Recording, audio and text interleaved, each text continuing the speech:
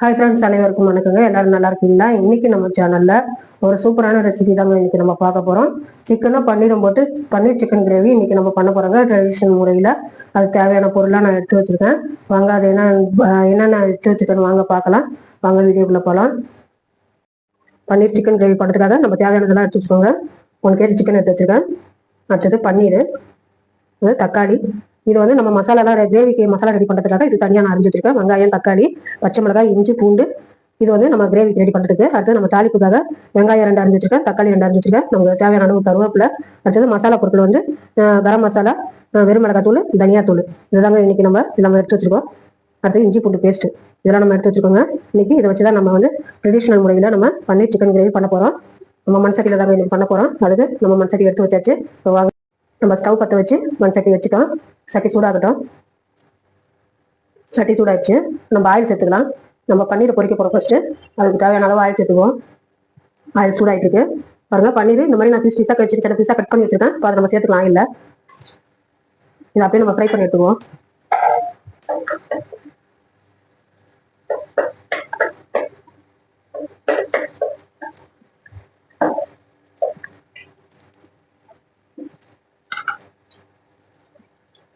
நல்லா சவந்து ஃப்ரை ஆகி வருங்க. அது வரைக்கும் அப்படியே நம்ம நல்லா லைட்டாக கிளம்பிடுவோம்.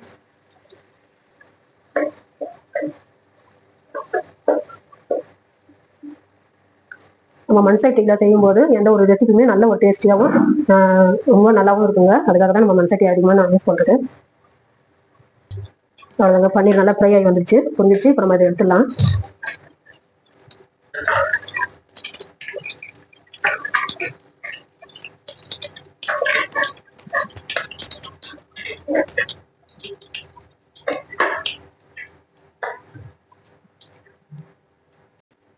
இதுலயே நம்ம மசாலாக்கு கிரேவிக்கு நம்ம ரெடி பண்ணிக்க போறோம்.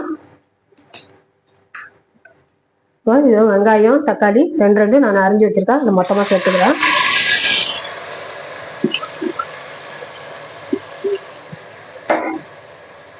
இது கூடவே இஞ்சி, பச்சை மிளகாய், பூண்டு எல்லாமே சேர்த்துக்கலாம். நம்ம இதை வதக்கி நம்ம அரைச்சிக்க போறோம். இது கூட ஒரு 3 கொத்து கருவேப்பிலை சேர்த்துக்கலாம்.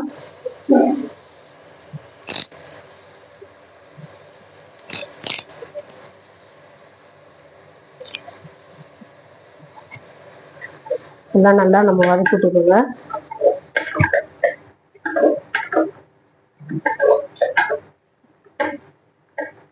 ஸ்டவ் கொஞ்சம் மீடியம் ஃப்ளேமில் வச்சுக்குவோம். நல்லா வதக்கி வரட்டும். வெங்காயம், தக்காளி, இஞ்சி பூண்டுலாம் நல்லா வதங்கிடுச்சு. இதை நம்ம ஒரு பிளேட்டில் மாற்றி நம்ம ஆற வச்சு நம்ம மிக்ஸி ஜாரில் சேர்த்து நம்ம நல்லா கொஞ்சம் கிரேவியாக அரைச்சின்னு வந்துடுவோம். அவ்வளோங்க. இதில் வதக்கிறதெல்லாம் நம்ம எடுத்துட்டோம்.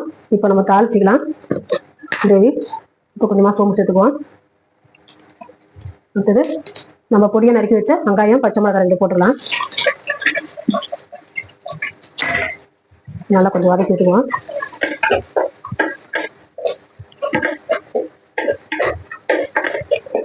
வெங்காயம் கொஞ்சம் நல்லா வதங்கி வரட்டுங்க. இது வரைக்கும் நம்ம வதக்கிட்டுக்கலாம். வெங்காயம் வதங்கிறதுல ஒரு நெருங்கு கருவேப்பிலை சேர்த்துக்கலாம். வெங்காயம் வதங்கிடுச்சு நல்லா. நம்ம இஞ்சி பூண்டு பேஸ்ட் சேர்த்துக்குவோம். நம்ம இதுக்கு சின்ன வெங்காயம் போட்டிருந்தா இன்னும் நல்லா இருக்குங்க கிரேவி. ஆனால் சின்ன வெங்காயம் இல்லை, அது பதிலாக இந்த பெரிய வெங்காயம் நம்ம வந்து கிரேவிக்கு யூஸ் பண்ணிக்கிறோம். ஒரு 2 ஸ்பூனு இஞ்சி பூண்டு பேஸ்ட் சேர்த்துக்குவோம். நல்லா இந்த கிரேவி நல்லா சூடான சாதம், சப்பாத்தி, இட்லி, தோசை எல்லாத்துக்குமே நல்லா சூட் ஆகுங்க. அவ்வளோ ஒரு செமையான ஒரு கிரேவி இது. இஞ்சி பூண்டு பேஸ்ட்டு பச்சை வாசனை போகிற வரைக்கும் நல்லா வதங்கிடுச்சு. இப்போ நம்ம தக்காளி சேர்த்துக்குவோம். நம்ம மண்சட்டி யூஸ் பண்ணி நம்ம இதெல்லாம் வதக்கும் போது சீக்கிரமாகவும் வதங்கிடுங்க. மண்சட்டி சூடாகிறதுக்கு மட்டும்தான் கொஞ்சம் டைம் எடுக்கும். சூடாகிடுச்சுன்னா எல்லாமே குயிக்காக முடிஞ்சிடும். அப்படியே தக்காளி கொஞ்சம் வதங்கி வரட்டும். கொஞ்சம் நேரம் தட்டு போட்டு மூடி வச்சோன்னா குயிக்காக வதங்கிடுங்க. வெங்காயம், தக்காளிலாம் வதங்கிடுச்சு. நம்ம சிக்கனை சேர்த்துக்கலாம். இந்த அளவுக்கு வதங்கினா போதும். ஏற்கனவே நம்ம மசாலா கிரேவிக்காக நம்ம வதக்கி வச்சிருக்கோம். அதை நம்ம வேஸ்ட் அரைக்க போகிறோம். அந்த தக்காளி நல்லா அரைஞ்சி வந்தாலே நல்லா அந்த புளிப்பு தன்மை வந்துருங்க. நம்ம சிக்கனை சேர்த்துக்கலாம். நல்லா 1 kg சிக்கனை நல்லா நான் கழுவி சுத்தம் பண்ணி எடுத்து வச்சுருக்கேன். சேர்த்துக்குவோம்.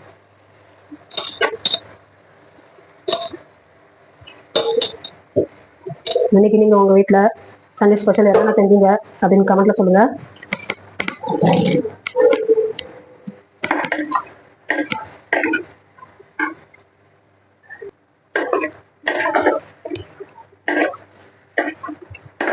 நல்லா சிக்கன் கொஞ்சம் நேரம் வதங்கி வரக்குங்க.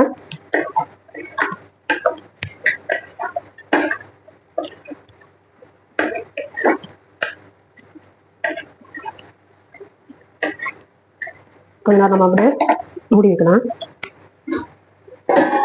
அதுக்குள்ள நம்ம வந்து கிரேவி நம்ம வதக்கி வச்சத பேஸ்ட்டாக அரைச்சின்னு வந்துனாங்க. இப்போ எந்த அளவுக்கு வதங்கிட்டு பார்க்கலாங்க. சூப்பராக வதங்கி வந்துருச்சு. எந்த அளவுக்கு வதங்கினாலே இதில் நம்ம மசாலாலாம் சேர்த்துக்கலாங்க. முதல்ல நம்ம அரைச்சிட்டு வந்த கிரேவி சேர்த்துக்குவோம். நம்ம வதக்கி அரைச்ச பேஸ்ட்டு அப்படியே நம்ம கொஞ்சம் சிக்கனில் சேர்ற மாதிரி வதக்கி விடலாங்க.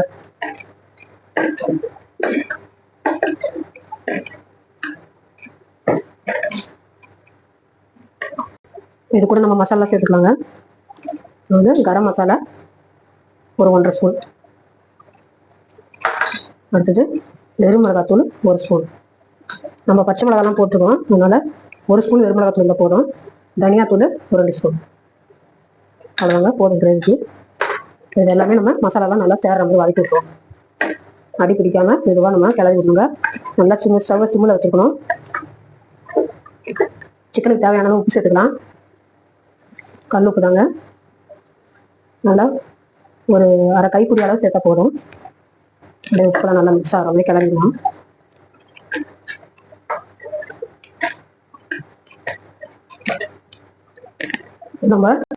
நம்ம மசாலா அரைச்ச கிரேவியோட ஜாரை கழுவி கொஞ்சமாக தண்ணி இருக்கு, அதை சேர்த்துக்கலாம். சிக்கன் வந்து வர அளவுக்கு தண்ணி சேர்த்தா போதும். இதை அப்படியே கொஞ்ச நேரம் மூடி வைக்கலாங்க. கிளறி விட்டு நல்லா குக்காய் வரட்டும். சிக்கன் குக் ஆகிறதுக்கு கொஞ்சம் நேரம் ஃப்ளை போட்டு மூடி வைக்கலாங்க. சிக்கனை ரெடி பண்ணி குக் ஆகிடுச்சான்னு பார்க்கலாங்க. நல்லா கமகமான வாசனையோட குக் ஆகிடுச்சு. குக்காய் வந்துட்டு அப்படியே கிளறிடுவோம். நல்லா பதமாக வெந்து வந்துருக்கு. அந்த ஸ்டேஜில் நம்ம பொரிச்சு வச்ச பன்னீரை சேர்த்துக்கலாங்க. நல்லா தனித்தனியாக போடுவோம் நம்ம.